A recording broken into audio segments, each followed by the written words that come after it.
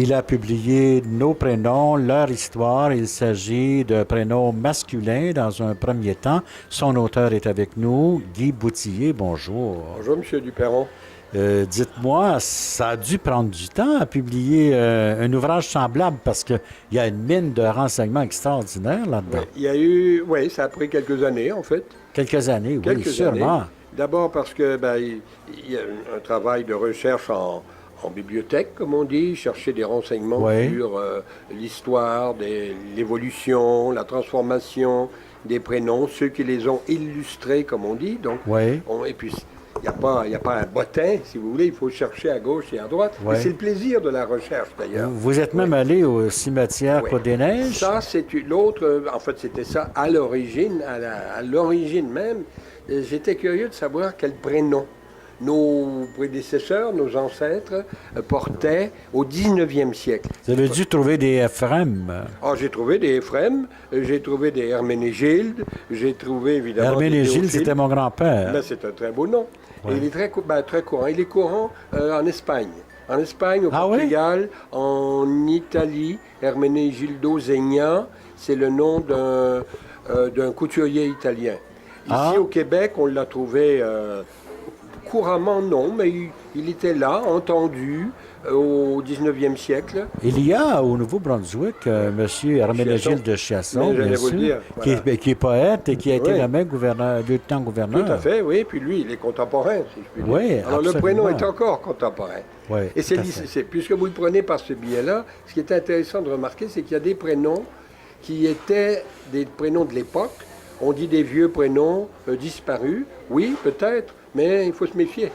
Il y a des prénoms qui reviennent. Il y en a pas mal de prénoms. Au début du 19e siècle, ici au Québec, chez les filles, parmi les prénoms féminins, on trouvait pas mal de Zoé. Oui. Entre 1800, si vous voulez, et 1850. Oui, c'est vrai, ça. Et ça, c'est disparu. Et les Samuel? Oui, mais les Zoé reviennent. Si vous allez dans les garderies, dans les pouponnières, vous allez entendre des Zoé. Alors, vous voyez, il y a des cycles comme ça. Et des prénoms qu'on croyait perdus ou partis. Prenez William. William, qui est un nom très particulier. Tout à fait. En ce sens qu'à l'origine, il est anglais. Il est arrivé ici, j'allais dire, avec les Anglais. Au 19e siècle, on a commencé à le donner dans nos familles canadiennes-françaises, le donner comme prénom. Oui, bien, j'ai connu un William Gauthier, qui était nos voisins, qui était un vieux monsieur quand j'étais tout petit. C'était un prénom pas absolument courant, mais il était là, à côté de Guillaume, car vous savez que William, c'est la traduction anglaise de Guillaume. Alors, les deux coexistaient, et puis William est disparu. Moi, à mon époque, là, je suis né, moi, en 1939, moi, à mon époque, il n'y avait pas vraiment de William autour de moi, au collège ou à l'école, etc. Mais c'est revenu au point où depuis 8 ans, ou est-ce 9 ans maintenant, depuis 8 ans en tous les cas, c'est le premier prénom donné aux garçons au Québec depuis l'an 2000. Il est en tête du palmarès depuis toutes ces années-là. Incroyable. Incroyable. C'est fantastique. Vous dites, ce livre, ça vous a pris une couple d'années. Il faut aussi avoir l'âme d'un chercheur, j'imagine. Vous dites, vous prenez plaisir à la recherche. Oui, je le fais par plaisir. Vous voyez, ça ne fait pas partie de mon métier. Moi, j'ai été professeur de sciences politiques à l'Université de Montréal. D'ailleurs, on vous a vu beaucoup donner votre opinion dans Très bien, voilà. Et vous étiez à la Société Saint-Jean-Baptiste. Saint-Jean-Baptiste aussi, président de la Société pendant quelques années.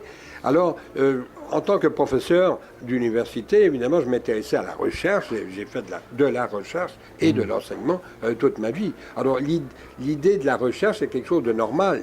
Mais là, je l'ai appliqué, si vous voulez, à un violon d'Ingres. Et ce qui ajoute au plaisir. C'est tout à fait gratuit. Mais comment c'est parti, cette histoire? Il y a un éditeur qui vous a dit, tu devrais faire ça? C'est moi qui ai eu cette idée-là. Ah et ouais? j'ai frappé à un ami qui est un jeune éditeur qui m'a dit non, pas chez moi. Il dit, va plutôt chez mes amis des éditions de l'Homme. Et Pierre Bourdon, qui en était le directeur à l'époque, m'a bien accueilli et a soutenu mon livre. Et puis le livre est sorti. Mm-hmm. Et là, on peut le trouver dans toutes les librairies. Toutes les librairies au Québec. Nos prénoms, leur histoire, justement, et c'est publié aux éditions de l'Homme. Mais moi, j'étais déçu, oui, parce que mon nom n'est pas là. Votre nom n'est pas là. Tous les noms n'y sont pas, hein, vous avez raison. J'ai pas voulu faire un bottin téléphonique. J'ai fait les prénoms qui étaient les plus courants. Les prénoms parfois aussi dont on savait qu'ils étaient là dans notre subconscient historique. Et Herménégilde, dont on parlait tout à l'heure, et les autres. Et lié, Herménégilde? Herménégilde y est, oui, absolument. Éphrem y est. Moïse, vous savez que Moïse a été un prénom relativement connu et courant au Québec, surtout dans la première moitié du 19e siècle. Et en grattant, on ne s'attend pas à trouver Moïse quand même dans un pays qui a été aussi catholique. En grattant, si je puis dire, ça veut dire en faisant des recherches sur le prénom, j'étais amené j'ai constaté que Moïse avait été canonisé par l'Église catholique que Moïse est un saint, Saint Moïse de l'Église catholique. Ah bon? Le Samuel dont on parlait tout à l'heure. Il venait d'où, ce Moïse, de France, du Québec? Il venait du Mont Sinaï, celui qui nous a donné les 10 commandements. C'est Moïse-là. Ah, c'est ce Moïse. C'est le Moïse. Le vrai, si vous voulez. Ah bon? C'est étonnant quand même. Hein? C'est quand même très drôle. Oui, il y a beaucoup. Mais il y a Abraham aussi. Oui, Abraham est un saint. Alors, on a tiré ça de... Après tout, on s'est dit, on continue. Il y a eu une déviation qui s'est faite il y a 2000 ans. Mais c'est bizarre parce que au Mexique, par exemple, et à Cuba, dans les pays latinos, on rencontre des Jesus. Oui, alors ici, il n'y en a pas. Il n'y a pas de Jésus, j'en ai jamais vu.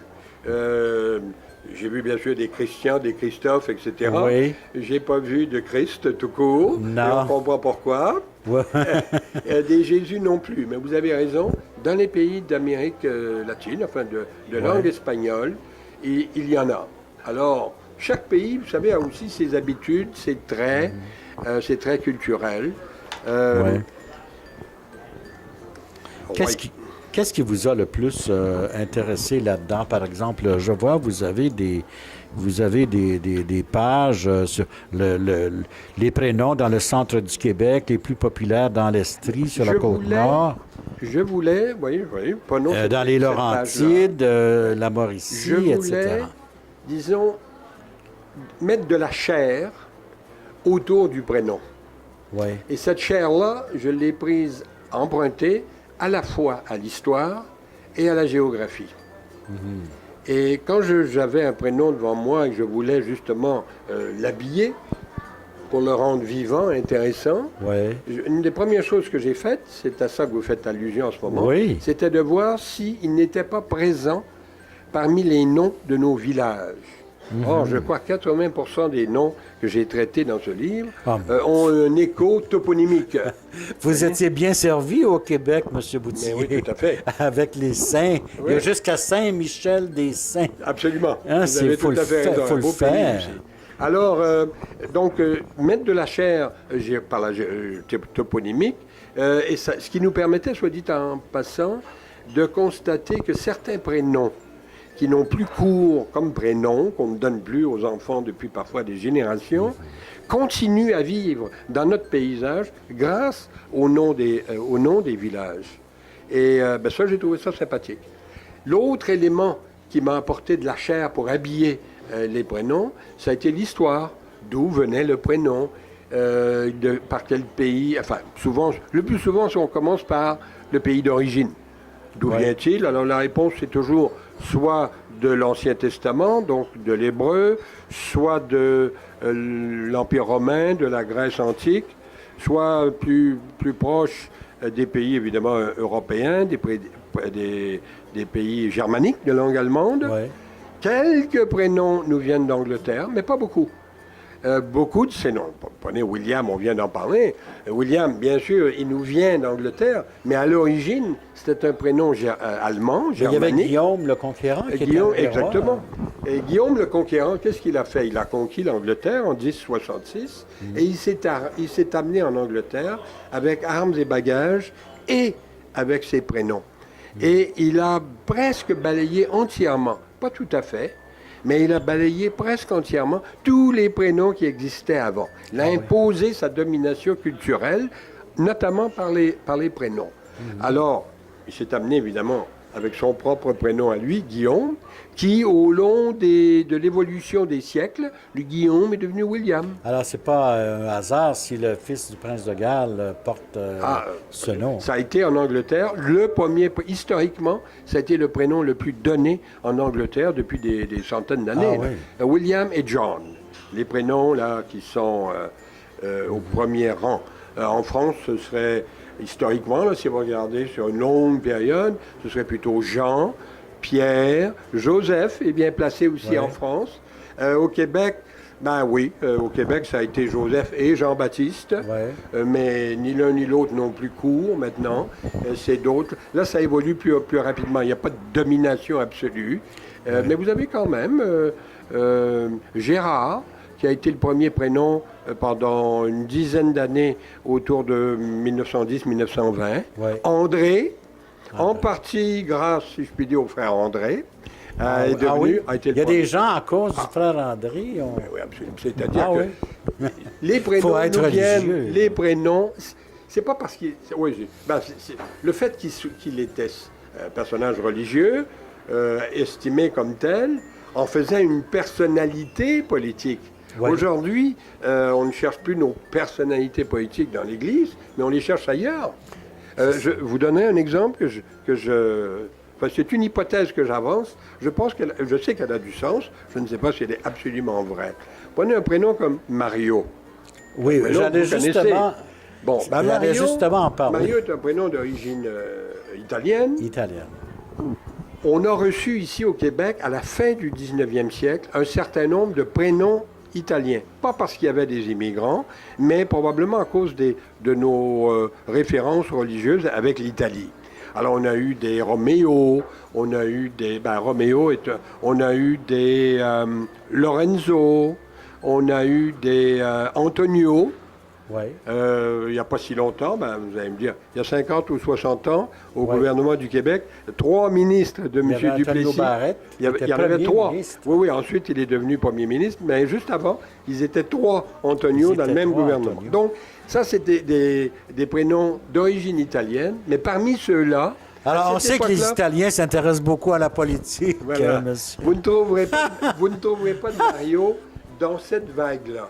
Mais tout d'un coup, vous voyez apparaître des Mario dans les années, après la guerre, la Deuxième Guerre mondiale, après les années 50, et beaucoup dans les années 55, 57, 60, 65. Mon collègue Mario Landerman, on ne peut pas le voir parce qu'il est derrière la caméra, et il est né en 65, justement. Mais il est dans le haut de la vague, je vous dirais, en 65, ou sinon la vague qui commence simplement à décliner. Et l'hypothèse que je propose, c'est que finalement, nos maires de l'époque, enfin les maires de l'époque de Mario... aimaient Mario Lanza. Mario Lanza, qu'est-ce que vous voulez que je vous dise? Est-ce que ta mère t'a dit ça, Mario, que c'était à cause de Mario Lanza? Elle était tellement fière qu'elle n'osait pas en parler. Peut-être c'était un secret bien gardé de Mme Thérèse. Il faut dire qu'une fois que le nom commence à circuler, à ce moment-là, on oublie d'où il vient. Et on le trouve beau parce qu'il nous rappelle quelque chose, parce qu'il sonne beau, il est joli, il évoque. Les prénoms en O comme ça, comme les prénoms en A chez les petites filles, évoquent souvent les pays latins, les pays du Sud, les pays du soleil. Il y en a énormément. Alors les prénoms, puis en ce moment même, là, c'est les prénoms en A, mais aussi au 19e siècle, il y avait beaucoup de prénoms. Il y a des modes, comme là, Mégane, ça fait pas longtemps qu'on donne ça aux petites filles. Mais je vais vous étonner, quand je me suis moi-même étonné en faisant la recherche, Mégane, c'est la variante écossaise ou galloise de Marguerite. Ah oui? Voilà, vous êtes surpris, hein? Ah oui? Vous voyez, c'est des choses comme ça qu'on peut dans le livre. Alors, c'est pour ça que ça rend ce livre aussi fascinant. On trouve toutes sortes de trucs invraisemblables prenez un nom comme... auxquels on n'aurait pas imaginé. Non. Alors, Mégane, évidemment, c'est démultiplié en toutes sortes de dérivés, c'est comme ça qu'on appelle. Alors, venant de ce coin-là de l'Europe, Mégane, venant d'un autre coin plus au sud de l'Italie, Rita. Rita, c'est un dérivé de Margherita. Ah, on a coupé, les Italiens l'ont fait. Les Italiens ont coupé le prénom. Bon, alors il y a une fille que j'ai rencontrée, c'était chez la logeuse dans mes vacances mexicaines où je logeais. Elle s'appelait Loupé, puis j'oubliais toujours son nom. Elle était gentille pourtant. À un moment donné, j'ai dit, c'est quoi ton nom? Elle dit, je te le dis à tous les jours, à tous les matins. Elle dit, mon nom, c'est Loupé. Elle dit, pense à Guadalupe. Et voilà. Puis on a coupé. Oui, beaucoup de noms, un certain nombre de noms, justement, sont issus d'une coupure. On appelle ça dans un nom savant aphérèse. On coupe le début, on garde le reste. Donc, par exemple, Colette, oui. C'est un dérivé de Nicole qui est devenu Nicolette, comme un peu plus compliqué que la ville. Oui. C'est Nicolette. Puis ils ont coupé le NI. C'est devenu, ça a donné Colette. La même chose pour Rita. Qui est un nom très populaire. Greta Garbo. Ouais. Greta, c'est Margrethe, c'est-à-dire Marguerite en suédois. Ah, OK. Vous voyez, on n'y pense pas toujours. On n'y pense pas du tout, même, si mon avis. Mais c'est comme fascinant, ça. Mais absolument. Ça veut dire que les prénoms ont voyagé. Et comme tous ceux qui voyagent, les voyages forment la jeunesse. Comme tous ceux qui voyagent, ils apprennent des choses, ils évoluent, ils s'enrichissent. Et là, ils s'enrichissent dans la diversité, de leur diversité. Ouais. Et ça, c'est vrai pour, je vous dirais, la plupart des prénoms qui ont des équivalents dans d'autres langues. Certains équivalents sont évidents. Si vous vous appelez Antoine, vous avez compris qu'Antonio, c'était votre vis-à-vis italien ou espagnol. Ou même Tony. Tony, oui, absolument. Tony Massarelli. Exactement. Dans d'autres cas, c'est moins évident, comme on vient de le dire, Rita, Greta, etc. Bon, là, mesdames et messieurs, vous allez trouver dans ce livre des références. Par exemple, à la fin, j'ai vu ça, j'ai trouvé ça intéressant. Frédéric, par exemple, M. Boutillier vous parle de Frédéric pendant 2-3 pages et à la fin, il parle de la chanson de l'éveillé qui a popularisé le fameux Frédéric. Alors, il y a vraiment une couleur, une saveur locale à votre ouvrage. J'ai voulu, justement, aussi, j'ai dit tout à l'heure, mettre de la chair, habiller les prénoms, mais j'ai voulu aussi leur donner un visage, et un visage québécois. Parce que des livres sur les prénoms, il y en a... Si c'est fait en France, c'est beaucoup moins intéressant pour nous. Voilà, c'est intéressant, mais il manque le volet québécois. Alors moi, je dis, mais non, je vais faire un livre québécois, enfin, au Québec, à partir des prénoms qui ont cours au Québec, mais tous nos noms nous viennent de l'extérieur. À ma connaissance, il n'y a pas beaucoup d'exceptions à cette règle. Mais pour les habiller, pour les faire, pour aider les gens à les identifier dans leur mémoire et dans notre mémoire collective, et on va leur mettre des noms, notamment d'artistes, notamment de chanteurs, notamment de comédiens, parfois aussi des politiques. Oui. Des gens connus qui portent ce prénom. Ouais. Alors, soit qu'ils les portent, soit qu'ils s'en sont servis dans leur œuvre.